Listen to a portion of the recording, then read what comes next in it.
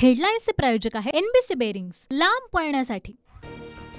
महायुतीचा फॉर्म्युला 37-8-3 राहण्याची शक्यता। भाजप 37, शिवसेना 8 तर अजित पवार गटाला 3 जागा मिळण्याची शक्यता। महायुतीमधील जागा वाटपात भाजपचं पारडं जड राहण्याचीही शक्यता। भाजप जवळपास 37 जागा लढणार, सूत्रांची माहिती। महायुतीमध्ये शिंदेंच्या शिवसेनेला 8 जागा मिळण्याची शक्यता। उत्तर पश्चिम मुंबई, हिंगोली, कोल्हापूर, पालघरसह वाशिम, यवतमाळची जागा शिंदे गटाकडून जाण्याची शक्यता। राष्ट्रवादी काँग्रेसकडून 9 जागांची मागणी, मात्र 2 किंवा 3 जागा मिळण्याची शक्यता। बारामती, रायगड, शिरूरची जागा अजित पवार गटाला मिळण्याचा अंदाज।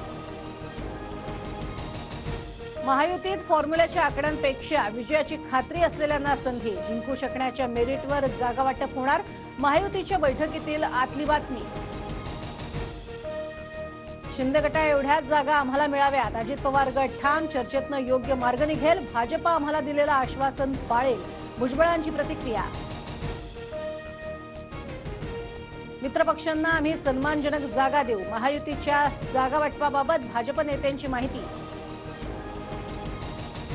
उपमुख्यमंत्री अजित पवार 2 दिवसानंतर दिल्लीत जाणार, प्रफुल्ल पटेल, अजित पवार, अमित शहांना भेटणार, जागा वाटपावर अंतिम निर्णय होणार, सूत्रांची माहिती।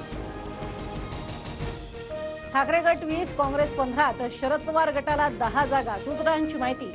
23-15-10च्या फॉर्म्युलावर शिक्कामोर्तब होण्याची शक्यता। मवियाचा वंचितला 3 जागांचा प्रस्ताव, काँग्रेस आणि ठाकरे गट प्रत्येकी 1 जागा देणार, 2 जागांसह आणखी 1 जागा वंचितला देण्याची मवियाची तयारी, सूत्रांची माहिती।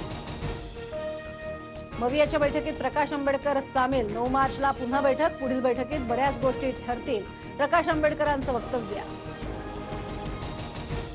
जागा वाटपाबाबत कोणतेही मतभेद नाहीत, प्रकाश आंबेडकरांच्या जागांच्या प्रस्तावावर बैठकीत चर्चा, संजय राऊतांची प्रतिक्रिया। हॉटेल 4 सीझन मधील मवियाच्या बैठकीनंतर शरद पवार गटाची बैठक, बैठकीत सातारा लोकसभेच्या जागेबाबत चर्चा। भाजपच्या कोर कमिटीची दिल्लीतील दानवेंच्या घरी बैठक, फडणवीस, बावनकुळे, चंद्रकांत पाटील उपस्थित, जागा वाटपावर अंतिम निर्णय होणार।